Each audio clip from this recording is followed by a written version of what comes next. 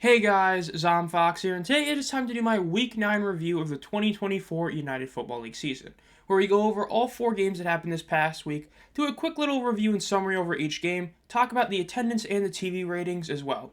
So without further ado, let's just get right on into it. If you end up liking this video, make sure to subscribe and hit the bell. And without further ado, the 4 scores of the week. Now, the first game between the Renegades and Battlehawks had the final score of 36-22, with the Renegades winning. Now, that final score doesn't actually tell the full story, which we'll get to in a second. It was a much closer game than that final score entails. Now, the second game on May 25th was close. The Brahmas versus the Stallions. This was a massive game. The big upset with the Stallions finally losing for the first time in over a year. And one of the worst throws you'll see ever. Then, of course, we had the 2 regional broadcast games. The last, dual broadcast type of game. Regional stuff between the Panthers Roughnecks and Defenders Showboats. As for the Panthers Roughnecks, the Panthers eked out a very close win over Houston 26-22, and DC continued the trend of the Showboats just getting annihilated every week by beating them 36-21. Now, the first game between the Battlehawks and Renegades. This was a very close game. Now, AJ McCarron did not play. He still is, having an injury that we don't even know if he'll be healthy enough to play this upcoming week in Week 10. Manny Wilkins played. He looked decent, not great. Ground he was solid again, but through the air decent until his pick six. With less than 2 minutes left in the game, he would throw a pick six that gave the Renegades a touchdown and is why the final score was 36-22. Now, coincidentally enough, Luis Perez would throw an interception on the 1-point try, which got returned for a 1-point conversion. That's how St. Louis only scored 1 point in the fourth quarter. And hell, after that, Wilkins would throw another interception. So 2 of his interceptions were in the last 2 minutes of the game. Perez had a very Perez-like game, a very high completion percentage, a really solid yards per pass. Over 10 yards per completion, I always say, is what you want to see, and he did that. That was despite his running backs not playing insane. I only say that because they didn't have a ton of carries. Both Darrington and Smith did play really solid, but they only had a total of 18 carries combined. Now, as for the Battlehawks, Jacob Sailors had a really solid game, 104 yards, heavily boosted by the 38-yard long, but even without that, he had a great game. Overall, the stats show this was a very close game because it was. It was just the 2 picks ended up costing the Battlehawks. And again, we always talk about turnover differential. The Renegades won it 0-4. They had 0. The Battlehawks had 4. That's why Arlington got the W. Arlington wins their second win of their season. Massive. Now, as for the Stallions versus Brahmas, this was a game right here. Now, this was a game mainly because Ryan Santoso did miss a field goal at the very end of the half, missed a 53-yarder. But overall, this was a game. Now, a huge reason for that is that Quinton Dormade got injured. I say injured because we don't really know exactly what he is. He did get hurt, Wade Phillips said it, but you would have expected him to come back in since he was still on the sideline for basically the whole game. But instead, Garbers came in and he's back. Look, we were very, questionable about whether he was going to play this week at all or be played next week. He did play for basically the entire game after the first 2 drives. Now, he had a very, AJ McCarron-esque stat line, good completion percentage, but really poor yards to passing, less than 10 yards a pass, but still was not terrible. It wasn't as bad as the last time he played, which was, heavily due to the injury he had in the wrist, but he looked really solid. John Shea Kirkland had a really great, flea flicker pass for a touchdown. Anthony McFarland once again went off on the ground. Whereas Adrian Martinez had probably his worst game of the season. His 18-32, that's already not great. 211 yards is good, but then you have the interception, and the interception was a throw into triple coverage when he had enough time to throw the ball out of bounds and play for another play. It wasn't good. Now, Sternberger had a great game, but another thing that hurt Stallions with their running game was just non-existent. Both Person and Maribel had pretty bad games. Or not even Maribel, just Maribel didn't get carries, but Person's 7 attempts for -1 yards is really bad. Stat-wise, it was somewhat close, but in the end, San Antonio did get the W, and they are now the team that many people think is the team to beat. We'll see what the Stallions do this upcoming week, but as of now, they finally lost for the first time in over a year. Their 15-game win streak is over. Now, the next game, the Panthers Roughnecks. This is a game that had no right to be as good as it was. I think this game has a legit case to be a top 5 game of the season. It was crazy. Look, it was a very close game, but it wasn't even really that close a game. The Roughnecks had a very sizable lead, over a double-digit lead, but a 14-0 fourth quarter for the Panthers gave Michigan the W. 2 huge reasons. Siasi Mariner, and Breland Speaks. Mariner had an unbelievable reception. It was Perkins basically threw a terrible pass. It was an interception, and Mariner just ripped it from the Roughnecks defender's hands and then got it for a reception himself.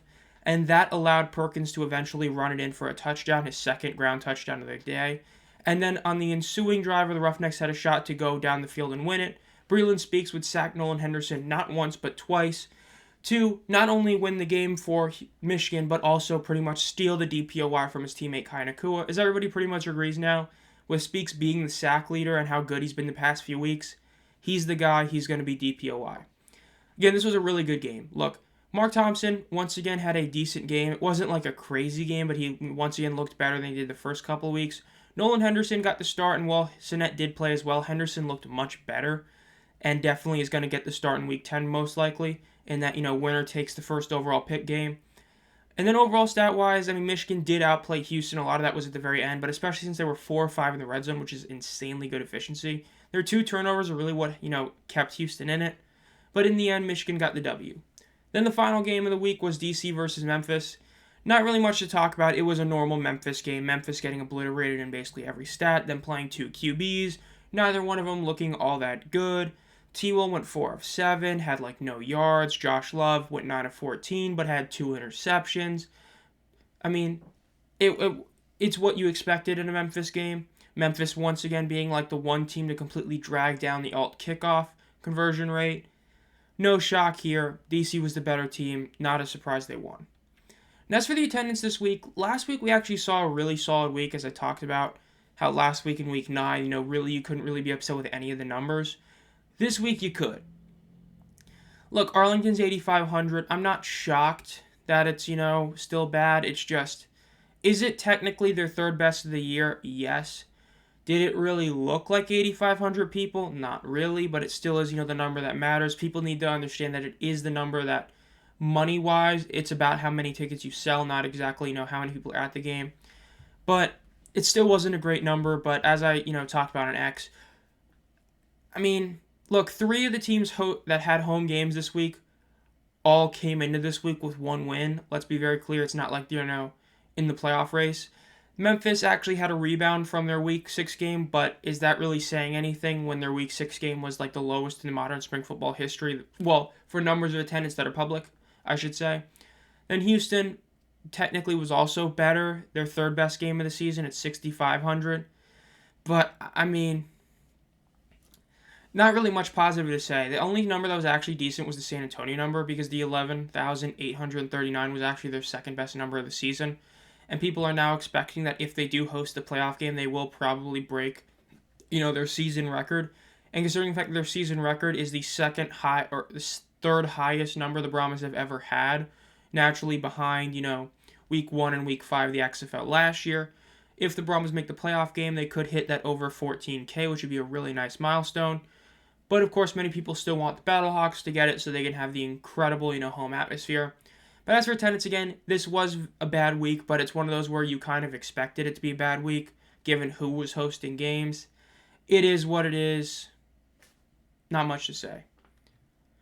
And then finally, the TV ratings. The TV ratings were really good. We did not expect the TV ratings to be as good as they were, because admittedly, why should they be any good? And I'm not saying that. It's just, why should they be good, right? You have games that had basically no meaning. Only the first 2 did, and all the numbers were actually good. Look, the St. Louis-Arlington game having 886, would you have liked that to be higher? Maybe, but it was a noon Eastern Standard Time game. You can't really be mad at that, and that's a really solid number, especially when you look at last year. That matched the 12:30 Eastern Standard game between the Vipers and Roughnecks, who also had .88. Now you look at the Brahmas versus Stallions. The heavyweight matchup, which saw the Brahmas pull off the upset, had a peak viewership of 1.3 mil. But the important thing is that it had an average viewership of 1.072. A lot of people talk about how, peak viewership usually isn't a good enough stat because it's usually leading into a different event. The average viewership was over 1 million. That was easily the best number between either league last year. The best number either league had last year was the .9 or 900,000 that the Stars Generals game had, which was a shootout, whereas this was a defensive battle and still hit over 1 million. This is a really good number. And then the regional broadcast. Look, I know a lot of people don't like it, But so far, you really can't be upset at it. As aside from, the second one having the really terrible, decision on who got what game, the Memphis, Michigan broadcast stuff, DC, Memphis, Michigan, Houston, over 800K. I mean, 800K regional broadcast, that hits the average of what the USFL had last year with its .7 and .9 ratings. And especially when you consider the fact this was at 2:30 p.m. And again, neither of these games had any real meaning. Yes, I know technically Michigan's still in the race for the 1 seed, but as we talked about, getting home field advantage isn't even applicable. It's just getting, to choose, do you want to kick off the ball or receive it? That's all they're playing for, really.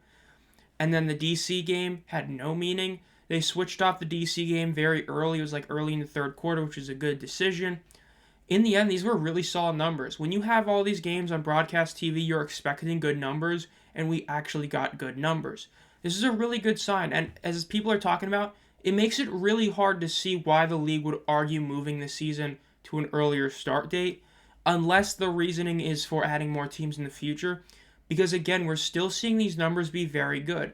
When you're playing at this point of the year, yes, you are going against, the NBA and NHL playoffs still, but instead of having, 8 different series going on between both leagues, you only have at this moment, well, technically now 3, but in this weekend, 4 series to conference finals. So you have much more wiggle room on when your games are to where you're not going head-to-head against, the NBA or NHL.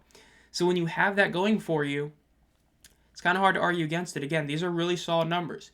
They're better than the USFL numbers last year. They're better than the XFL number last year. So this is some really good sign. I mean, can't be upset. Good ratings. So that'll do it. This has been Zom Fox. If you enjoyed this content, make sure to subscribe and hit the bell. We recently hit 800 subscribers and are on the way to 1,000, where we will be doing a giveaway. And if you've been a fan of the channel for a while, think about becoming a channel member for as little as 99 cents a month.